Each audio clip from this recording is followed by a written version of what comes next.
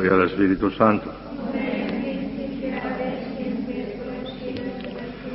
Reina del Santísimo Rosario, San José, Santo Padre Domingo, Santa Catalina de Siena, Santa Teresa de Jesús. Bueno, pues vamos a la parte práctica de lo que ayer fue teoría. Ayer expuse los principios, hoy vamos a sacar algunas consecuencias en torno a la persona del Padre Celestial.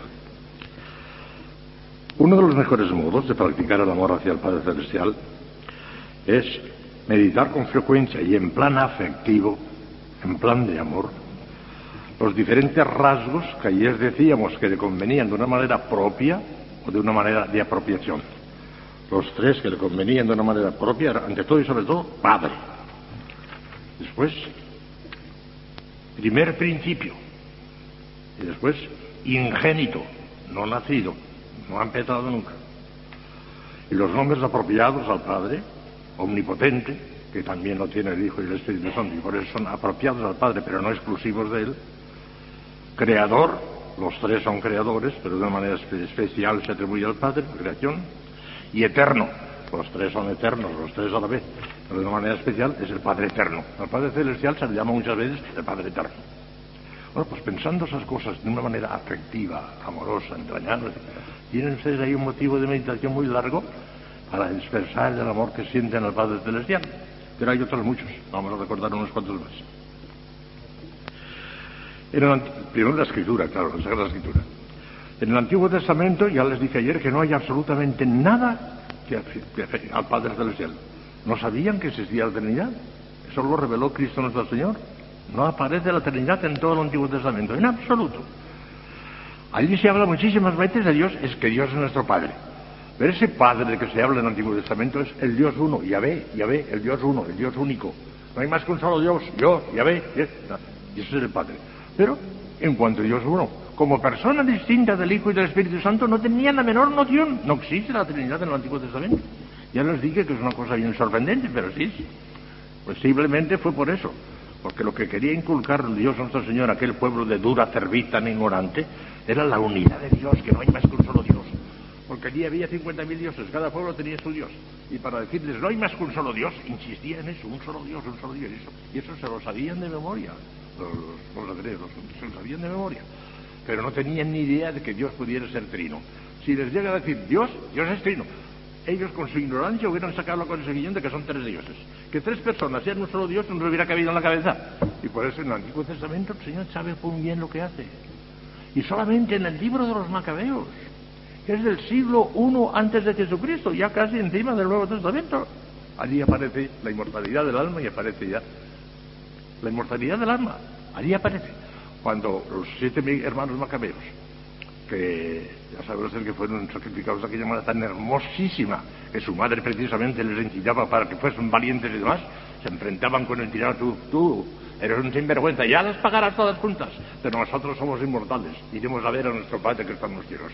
Ahí hay un poquito de alusión y sobre todo la inmortalidad. Tampoco había nada de inmortalidad en todos los libros anteriores. Los profetas y los patriarcas se morían, iban al Seol, que era una cosa rara, que no se sabía lo que era aquello, y no se sabía si estaban allí como amodorrados, aquí no se sabía nada.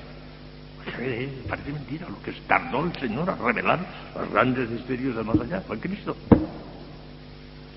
Bueno, pero en el Antiguo Testamento, aunque cuando emplean la palabra Padre no se refieren al Padre Celestial, se refieren a Dios en cuanto uno, pues bueno, de alguna manera eso que dicen en cuanto uno lo podemos aplicar también nosotros al Padre Celestial, corregido y aumentado, seguro que sí. Bien, y en ese sentido podemos utilizar el Antiguo Testamento de la siguiente forma. En él se describe la creación del mundo, ya les he dicho que fueron creadores los tres, pero se describe la creación del mundo al conjuro del fiat, hágase, fiat divino, que se atribuye al Padre, y que puede elevar nuestros pensamientos a la generación eterna del Verbo. ¿Y por dónde? Podemos utilizar eso para preguntarnos a esta altura. Los patriarcas, con su autoridad y majestad, nos harán pensar en el patriarca eterno, de quien procede toda paternidad, toda majestad y toda autoridad. Podemos aprovecharnos de eso. En vez de pensar en Abraham en cuanto a Abraham, que Abraham es el representante del Padre. Los profetas serán para nosotros una imagen imperfecta del sumo profeta, del eterno profeta, cuya palabra infinita, que es el verbo, contiene todas las cosas presentes, pasadas y futuras, todas las profecías habidas y por haber. Allí están. ¿Que nos puede recordar esto de alguna manera? Sí. Del Antiguo Testamento. El nombre de Yahvé Sebaot, el Dios de los ejércitos, el Dios del universo, es una cosa de tanta majestad, repetido a cada momento en el Antiguo Testamento, nos recordará ante todo al Padre, Dios de la majestad y de los ejércitos y de la creación entera. ¿Nos puede recordar? Aunque ellos no pensaban en eso, pero a nosotros nos puede recordar, porque nosotros sí sabemos que existe el Padre, ellos no lo sabían. Y en las perfecciones divinas de que nos habla la Biblia, la eternidad, la omnipotencia, la ciencia, la bondad, la misericordia y la justicia infinitas, hallaremos muchos rasgos que, aunque corresponden a las tres personas de la Santísima Trinidad, de una manera especialísima se pueden aplicar al Padre. Que algo podemos sacar del Antiguo Testamento también. Pero claro, directamente, de una manera inmediata, hay que ir al Nuevo Testamento. Fue Cristo el que reveló el misterio trinitario. Antes no se sabía.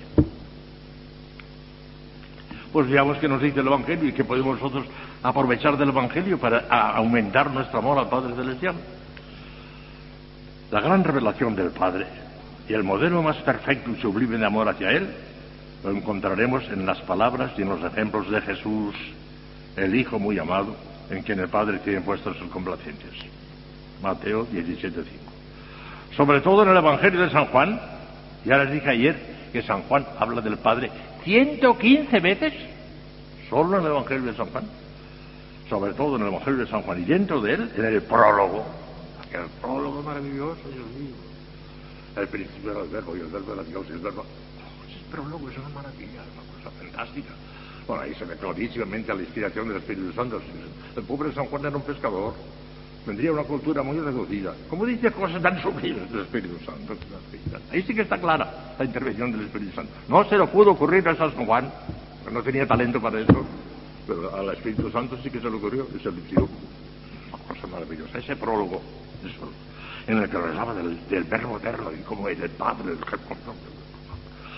sobre todo en el Evangelio de San Juan, dentro del prólogo y en el sermón de la cena, encontraremos las ideas y sentimientos más sublimes en torno a la figura y al amor del Padre Celestial.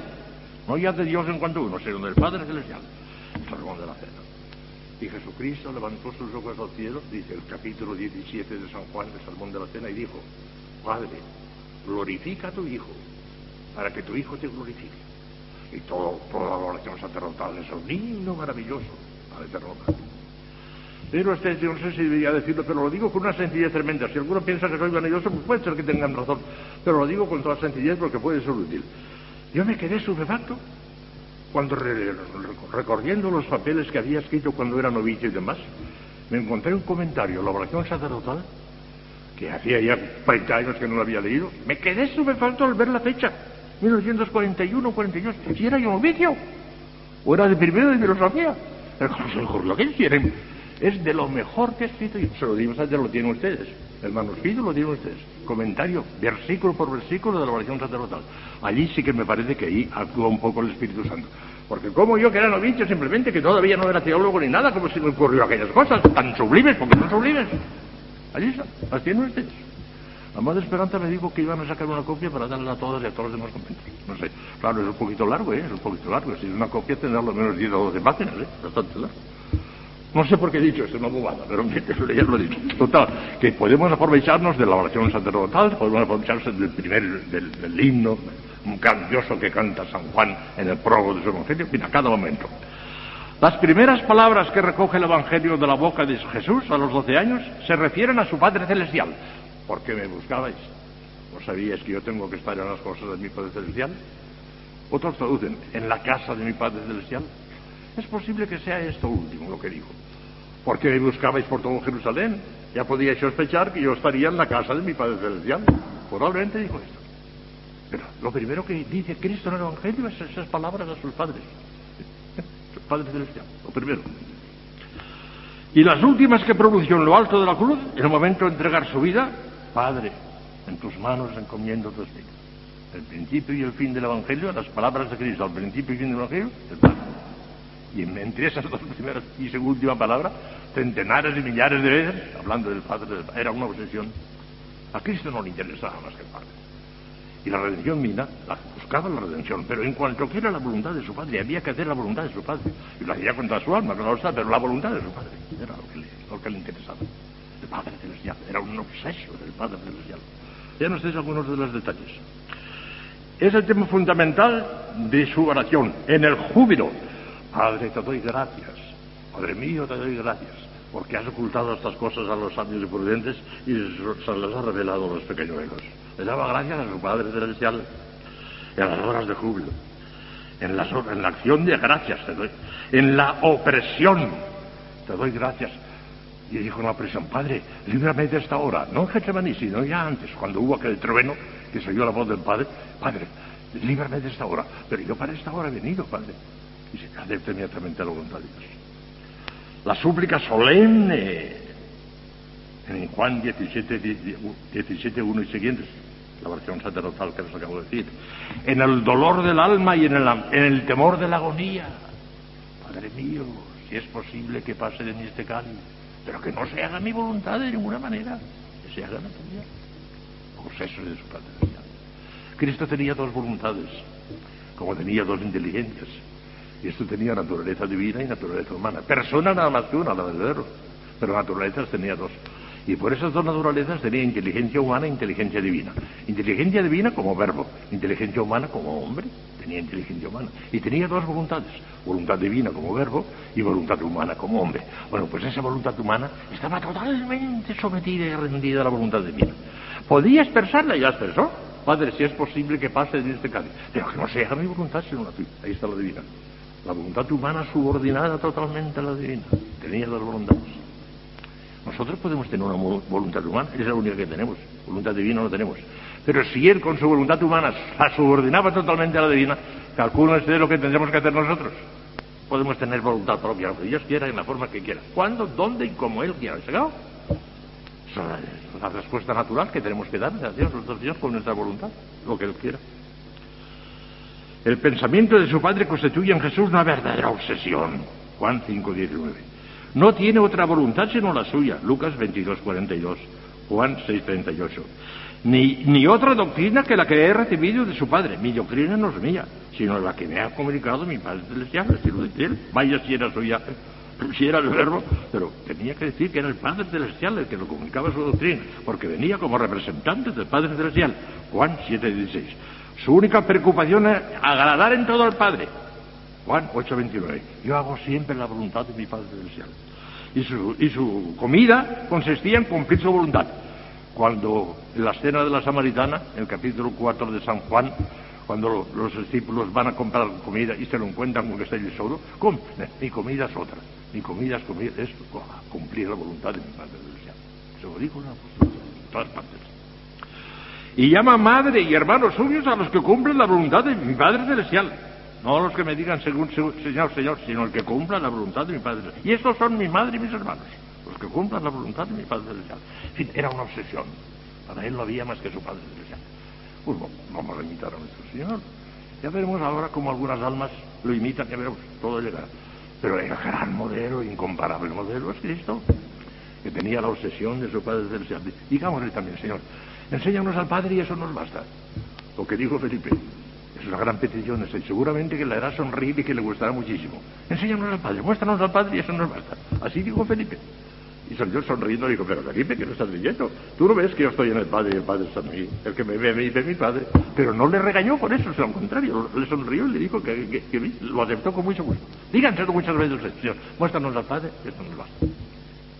Sonreirá nuestro Señor y se lo comunica. No cabe duda.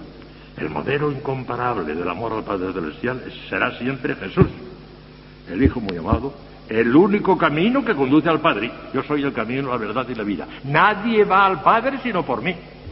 Nadie, sino por mí. Es el único camino. Mientras estemos en esta vida, es el único camino. En el cielo ya no. En el cielo Cristo ya no será camino, porque se habrá terminado el camino, allí ya no hay. Pero continuará siendo vida y verdad, eso toda la eternidad. Camino ya no. Camino, pero mientras estemos en esta vida, camino él solo. Y no hay ningún estado tan alto de perfección en que podamos prescindir de Cristo. Uy, Santa Teresa, qué intuición tuvo tan grande.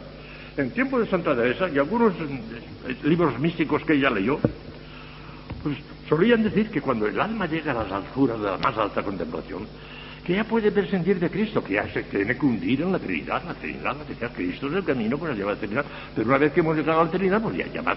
No me harán confesar que eso es buena doctrina, dice Santa Teresa. No lo confesaré nunca, no me lo creo, no creo. Y oso decir, escribiendo a sus hijas, oso decir que no creáis al que os diga otra cosa, no lo creáis. Y claro, naturalmente, después era todo el mundo de hoy. Si te acuerdas con Santa Teresa, no se puede prescindir de Cristo en ningún momento, ni en la unión transformativa. Él nos llevará hasta arriba, pero una vez arriba no tenemos por qué prescindir de Él. Prescindir del buen Jesús, con lo mucho que sufrió por nosotros, y a nosotros vamos a pedir. Santa Teresa, no me cabe. No creáis al que os diga otra cosa. Llega Santa Teresa. No podemos prescindir de Cristo, gracias a Dios, no podemos prescindir. Ni en las altas cumbres de la unión transformativa. Luego de Jesús, claro, vamos a ver cuántos ejemplos podemos encontrar además de Jesús. El ejemplo de María. Dios mío, María. El ejemplo de María. Después de Jesús no hay otros tan hermosos modelos de devoción al Padre como la Virgen María y San José. Ya lo van a ver ahora.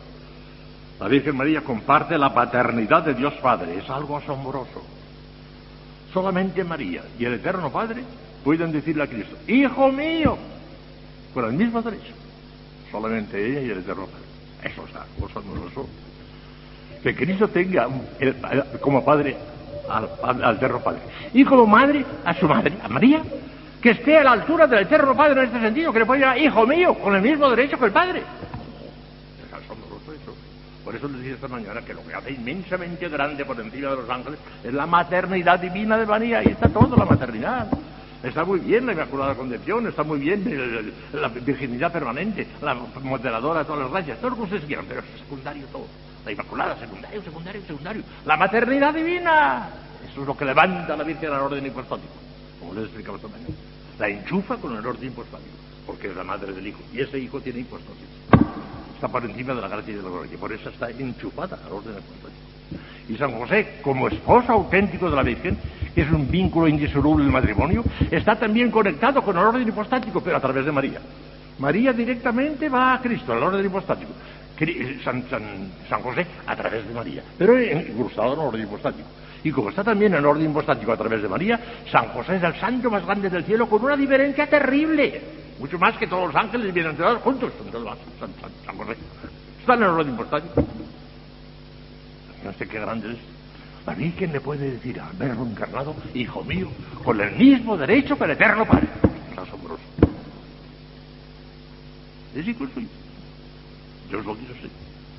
Es madre de Jesús con tanta verdad como el Padre Celestial. Es su Padre y su estado de Madre de Dios establece relaciones de intimidad incomparable y comunicaciones profundas con aquel que en el tiempo y en la eternidad es el único Padre de su Hijo muy amado. Hemos de pedir a María, nuestra Madre, que nos dé un corazón filial para con el Padre Celestial como lo tenía ella. María, después de Jesús, el ejemplar más acabado. El amor al Padre Celestial, María. Y San José, en el sentido que también está elevado a eso. San José representaba en ese mundo al Padre Celestial.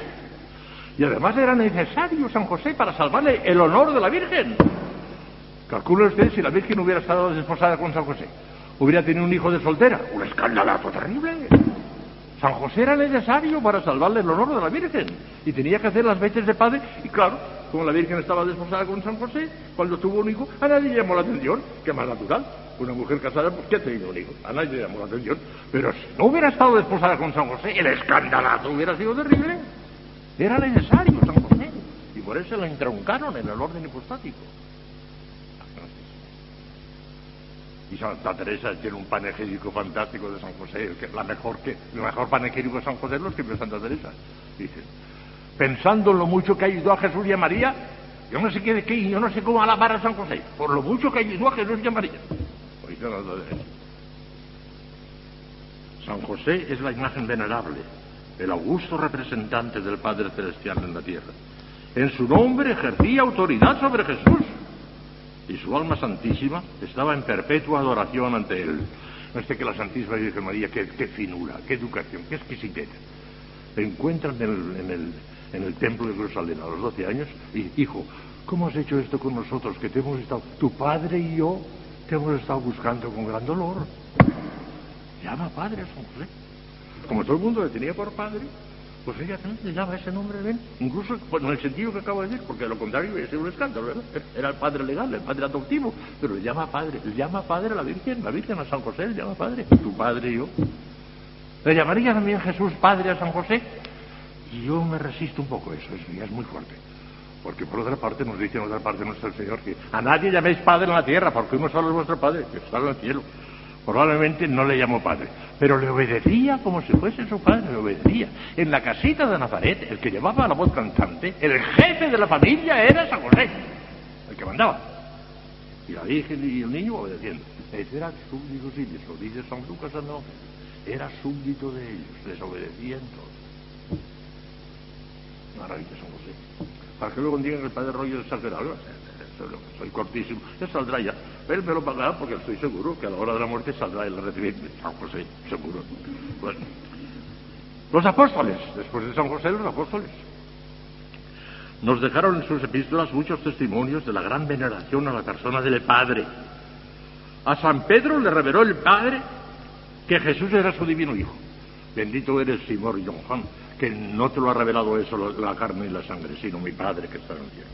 El Padre Celestial le reveló a San Pedro que Cristo era el Hijo de Dios. El Padre Celestial se lo reveló a San Pedro. A Felipe pidió Jesús que le mostrarnos al Padre y eso nos basta.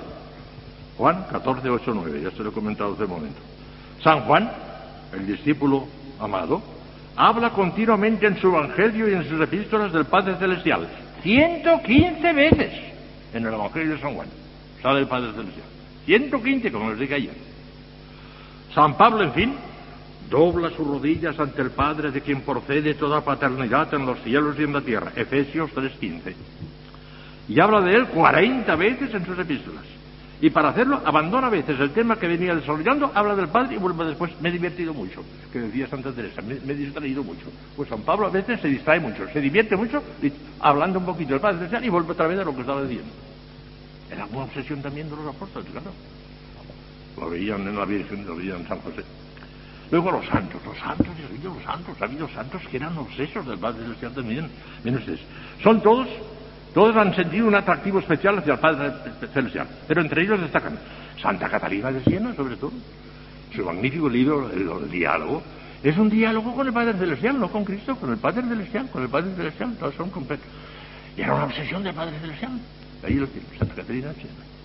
También de Cristo, claro, porque Cristo es el camino necesario para llegar al Padre, pero ella, el Padre Celestial, Santa Catalina de Siena. Santa Magdalena de Paz y Santa Matilde, San Ignacio de Loyola, San Juan de la Cruz, ante todo, sobresalía en ellos el amor al Padre Celestial. Lo copiaban de Cristo, claro. Veían que Cristo hacía eso y como que ya se querían cristificar, pues hacían lo mismo que Cristo hizo, claro. Mire, yo, en mi ministerio sacerdotal, me encontré con un alma que me llamó mucho la atención. Fue en Salamanca. O soy un necio y no entiendo nada de vida espiritual, o creo que aquella alma estaba en la unión transformativa, había llegado a la cumbre, la unión transformativa. O soy un necio y no entiendo nada, creo que había llegado a la cumbre. Era una mujer, tuvo un contacto conmigo 6 o 7 años, o menos 6 o 7 años, pero consultaba absolutamente todo. Ella me tenía por su dirección espiritual y me decía cada cosa del Eterno Padre. Ella vivía el Eterno Padre, el Eterno Padre. Y me decía cada cosa que me dejaba asustado.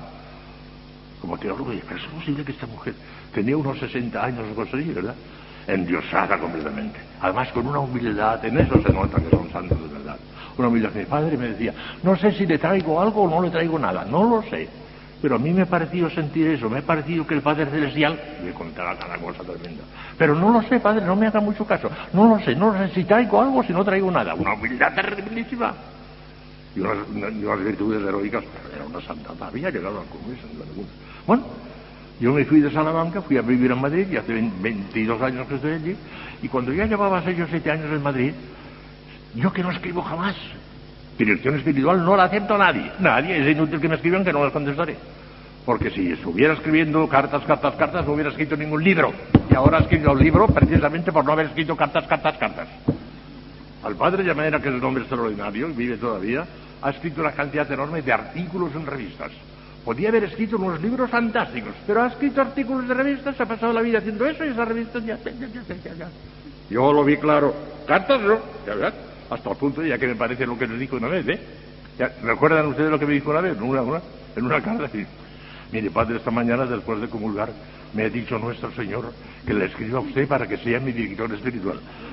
Contestó: dígale a nuestro Señor que lo siento mucho, pero no tengo tiempo para ser su director espiritual. En la primera carta, amenazándome ya con una visión de nuestro Padre. ¿Quieren que no tenga sentido común o qué? Ya no volvió a escribirme. Eché un jarro de agua fría y ya acabó. Yo soy así, no sé si me equivoco, puede ser, pero no, ya está. Bueno, pues esa alma, como digo, le escribí una carta. A esa sí. Ya llevaba 6 o 7 años en Madrid. A ver qué habrá sido de... No quiero decir el nombre, pues era una mujer seglar. Y vivía sola, completamente sola. No tenía padre ni madre todavía, vivía sola. Tenía una posición económica suficiente para vivir ella sola, y vivía sola, como una monja. Pero era seglar, era una mujer seglar. Y venía a San Esteban, al convento mío, a consultar conmigo a cada momento. Perfecto, vivía allí. Y escribí esa carta, y a los 2 o 3 días me contesta el cartero: fallecida. Se debió morir un día en Salamanca ella sola, no sé cuándo ni dónde. En Salamanca debió ser, claro. Pero el cartero ponía fallecida. Ya me lo recibí contestación. Muchas veces me encomiendo a ella, porque la tengo por santa de canonizable. Sí, lo que pasa es que vivía sola, nadie se acordará de ella, no intentará nadie un proceso de beatificación, pero no importa.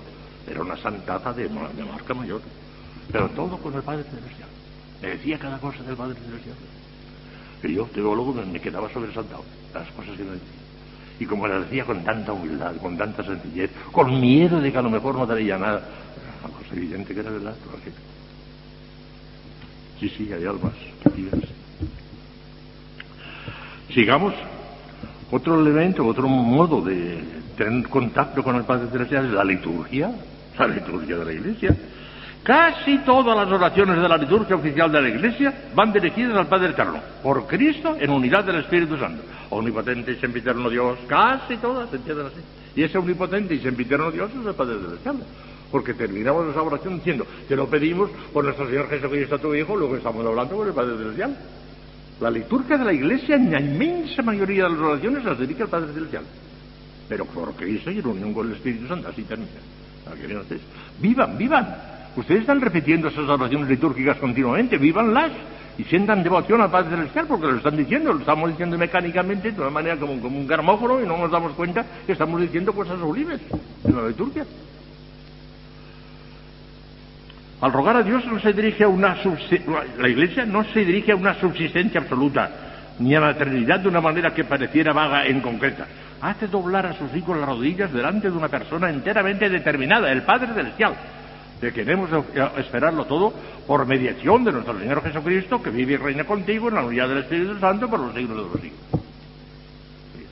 La Iglesia, la liturgia, ahí tiene un procedimiento estupendo. Quinto, el orden sobrenatural. La gracia santificante, al darnos una participación física y formal en la naturaleza misma de Dios, nos hace auténticamente hijos de Dios y herederos de su gloria. Ya les he explicado esta mañana aquellos 3 grados: el orden natural, el orden sobrenatural y el orden hipostático.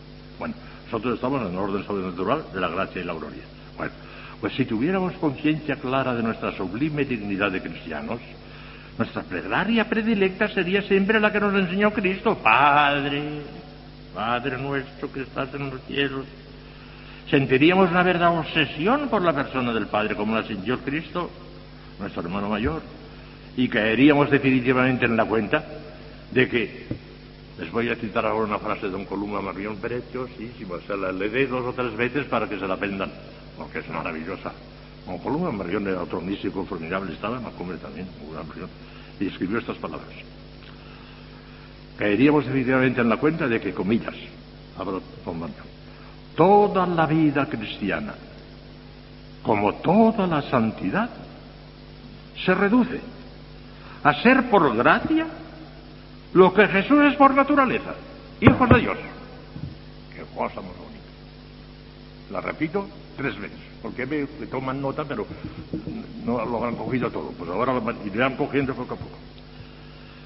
toda la vida cristiana, como toda la santidad, se reduce a ser por gracia lo que Jesús es por naturaleza, hijos de Dios.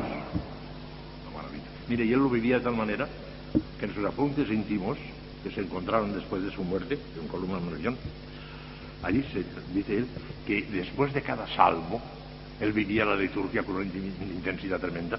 Después de cada salmo, cuando decía Gloria Patria, Filio, que se inclinaba profundamente, los benedictinos se inclinan también muy profundamente, como nosotros, con Gloria Patria, asociaba a cada Gloria Patria, lo dice en sus apuntes, a cada Gloria Patria, Señor, que me sienta cada vez más hijo tuyo, que me sienta cada vez más hijo de Dios, que me sienta cada vez más hijo tuyo. A cada Gloria Patria repetía esa petición, que me sienta cada vez más hijo tuyo. Maravilla. Lo dice en los apuntes.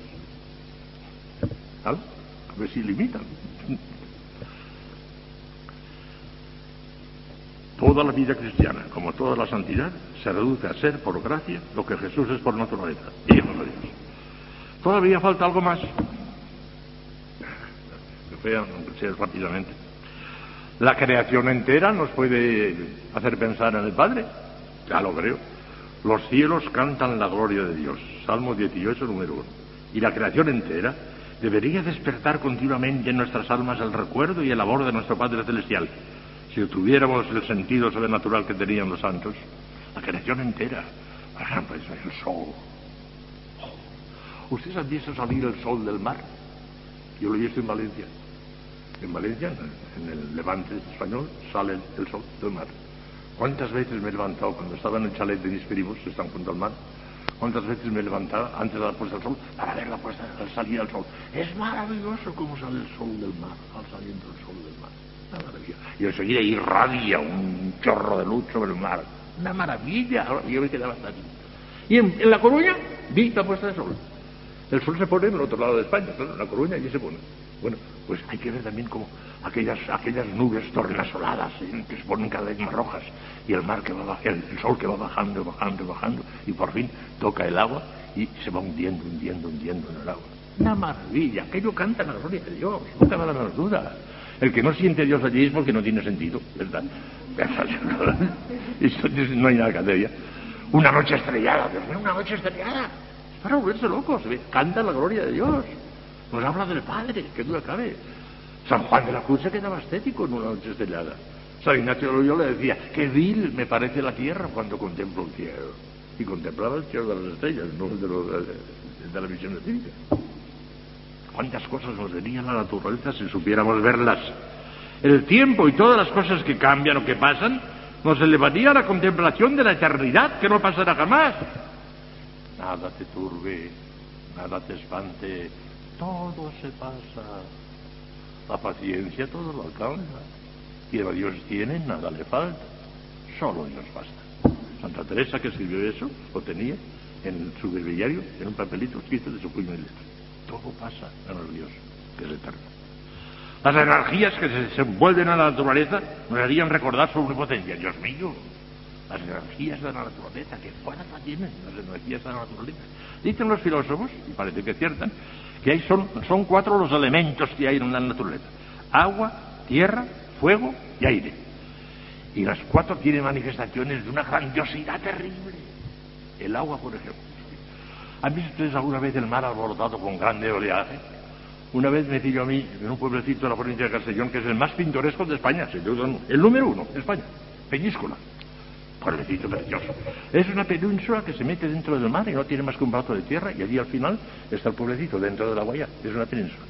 Bueno, es pequeño el pueblecito, pero es el más pintoresco de España, sin duda ninguna, Peñíscola, en la provincia de Castellón. Bueno, pues allí yo vi una vez una cosa. Un día de una tormenta en el mar terribilísima, pocas veces en el Mediterráneo, en el norte hay muchas veces, pero en el Mediterráneo muy pocas. Pero aquel día había una tormenta terribilísima. Las pobres mujeres de los pescadores estaban llorando, ay, ¿qué pasará? Porque estaban en alta mar. Y de pronto vino un oleaje tan terribilísimo que estaba a lo menos a unos 50 metros, muy lejos, pero un oleaje tan terrible que cogió a las barcas y las derribó sobre la playa. Las barcas con los pescadores dentro. Como son lobos de mar y saben pescar y demás, y además los arrojó en la playa, no se murieron. Pero aquello fue un espectáculo deslumbrador, la fuerza terrible del mar, que empujó aquella barca como si fuese una pluma de ave. ¿Nada? El fuego también, Dios mío. Espectáculo, un bosque ardiendo. Es un gran espectáculo. Es un gran pecado quemar un bosque, porque se pierden muchísimas cosas. Y es terrible, cada vez hay más quemas de bosques. Pero una vez quemado, el espectáculo es grandioso, un bosque ardiendo es maravilloso. El fuego, lo que fuerza tiene el fuego también, Dios mío, arrasa todo, lo que toca lo arrasa todo. La tierra, en Tenerife, el Teide, el monte más alto de España, 3.000 y pico de mil. Yo quise subir, no me dejaron, hicieron bien. No, usted no sube. Y no, porque con el corazón a lo mejor me da un ataque, no puede ser, a esa altura no se puede, ¿verdad? Pero el espectáculo es grandioso. Dicen que desde arriba el espectáculo es grandioso del Teide. Las montañas, mi amado, las montañas, los valles solitarios temorosos, las ínsulas estañas, los ríos sonorosos, el silbo de los aires amorosos, el silbo de los aires amorosos, el aire también, el espectáculo, por ejemplo, en el aire, cuando viene un huracán, que lo arrasa todo también, la fuerza tan terrible que tiene. Nos habla también de la omnipotencia de Dios, de la fuerza terrible de Dios. Santa Teresita, el niño Jesús, siendo pequeña todavía, estaba en su casa, en los Buissonets, todavía no era monja. Cuando había día de tempestad y de rayos y truenos, abría la ventana y lo contemplaba con una expectación tremenda, no tenía nada de miedo. ¡Qué grande Dios! Y mira, ¡brum! El trueno, el ruido. La encantaba. Veía la grandeza de Dios en la tormenta. Y era una niña todavía, no tenía ningún miedo. Dicen que Santo Tomás sí que lo tenía, se estremecía. Cuando oía truenos y rayos, Santo Tomás se estremecía. Para que vean que hay muchos estilos, ¿eh? Hay santos para todos los estilos, hay para todos. La luz que inunda el mundo, el sol con su inmensa irradiación, nos haría pensar en la luz original, cuya irradiación sustancial es el Verbo irradiando del Padre. Contemplando cómo se propaga la vida, oh Dios mío, nos acordaríamos aquel que los santos padres gustaban de llamar manantial primero de la vida, raíz eterna, cuya flor infinitamente bella es el Verbo y cuyo fruto infinitamente delicioso es el Espíritu Santo. Hijas mías, a mí me sobresalta también una cosa tremenda, lo pienso muchas veces. Todos nosotros, y no se van a escandalizar porque son cosas de sentido común, la Santísima Virgen lo sabía a los 14 años, y era el ángel puro. Bueno, todos procedemos de una pequeña célula, tan pequeñita que no se ve, simplemente hay que mirarlo en el microscopio. O de 2 celulitas, si quieren ustedes, una del padre y otra de la madre. Y eso, en el seno de la madre, se va desarrollando, y se va formando el cuerpecito humano de una manera maravillosa, sin que la madre haga nada, no hace nada. Todo va de Dios. Y los ojos se encuentran en su sitio, y los ojos en su sitio, y los pies en su sitio, y las manos en su sitio, y el corazón en su sitio, y el hígado en su sitio, y cada cosa en su sitio. Y eso sin que la madre haga absolutamente nada, absolutamente nada. La generación de un ser humano es un prodigio formidable de la grandeza de Dios. Canta la gloria de Dios. Y el niño está a la mar de contento, porque cuando le sacan de allí empieza a llorar enseguida. Estaba mucho más cómodo allí dentro, estaba mucho más cómodo. Cuando sale a llorar enseguida, no está contento. Para que vea qué cosa más maravillosa de Dios mío. Es para darle gracias. Yo les tengo una veneración cuando vengo a una mujer que está a punto de dar a luz, les tengo veneración. Y San Francisco de Sales casi se inclinaba, chico. Aquí hay una cosa de Dios, esto es de Dios. Para que se vea qué horrendo crimen cometen las que asesinan a niños. Ay, el gobierno socialista autoriza, ya. La mayoría de las naciones autoriza el crimen, el asesinato de ese pobre niño, Dios mío. ¿Será posible eso? Cuando debían de estar de rodillas dando gracias a Dios, porque es una bendición de Dios inmensa. Bueno, pues ahí también está, se ve la grandeza de Dios y por consiguiente el Padre Celestial, ahí está. Una palabra elocuente, ya termino. Una palabra elocuente, una conversación interesante, una amistad pura y consoladora nos traería la memoria de aquel cuya palabra es el Verbo infinito, de aquel que desempeña el primer papel en el coloquio y en la amistad eterna. Y toda verdad, toda bondad, toda belleza, todo bien natural elevaría nuestro pensamiento y nuestro amor hacia el Padre, ya que en definitiva nada es verdadero sino por su verdad, nada bueno sino por su bondad, ninguna cosa brilla sino por su luz, nada vive sino por su vida, y nadie es santo sino por su santidad. Si supiéramos interpretar el mundo de la naturaleza y sobre todo el mundo de la gracia, tendríamos siempre, como Jesucristo nuestro Señor, los ojos y el corazón levantados hacia nuestro Padre Celestial. Amén, amén, amén. Mañana no, porque ya tenemos papelitos. Pero a partir del lunes les voy a hablar ya de la segunda de las zonas santificadas, el Hijo, el amor al Hijo, al Verbo encarnado. Y a ese le voy a dedicar por lo menos 3 días, lunes, martes y miércoles. Vean qué cosas más bonitas también, porque lo del Padre está muy bien, pero lo de Cristo nos afecta más de cerca, porque es uno de los nuestros, es hermano nuestro, ¿verdad? Ya verán. Bueno, vamos a dejarlo porque hoy me he pasado de la raya. Bueno. Hagamos gracias al omnipotente Deus, por venirse de Jesucristo, que hizo reino en secular seculorum. Amén.